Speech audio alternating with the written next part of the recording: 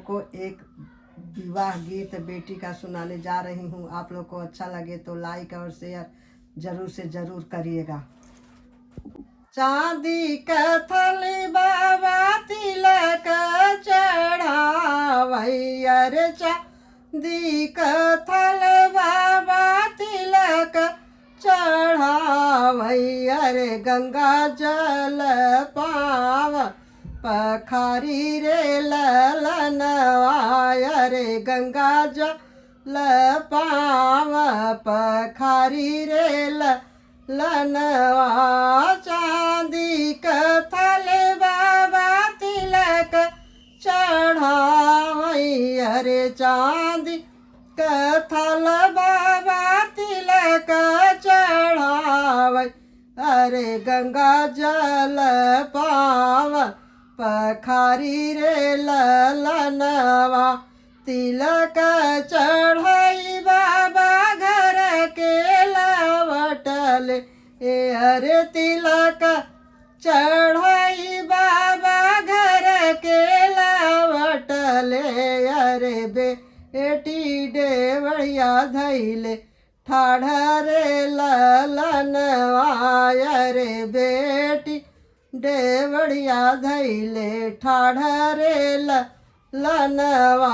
काहे बेटी उलमु ला, काहे बेटी झुलमु ला, काहे बेटी उलमु ला, काहे बेटी झुलमु, अरे काहे तोहरा मदन मालिन रे ललनवा, अरे काहे तोहरा मदन मालिन रे ललनवा।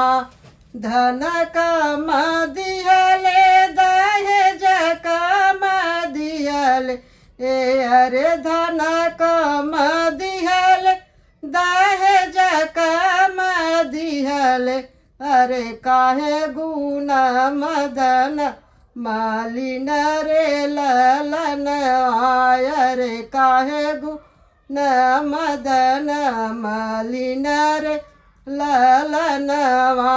धन खूब दिया पापा दहेज खूब दियल, अरे धन खूब दिया पापा दहेज खूब दियल, अरे बरजे हऊँ ई सावर रे ललनवा, अरे गोरही के बर सावर ये बाबा। सावर देखी जीनी भभर ये बेटी, अरे सावर देखी जीनी भभर ये बेटी, अरे सावर श्री भगवान रे ललनवा, अरे सावर श्री भगवान रे ललनवा।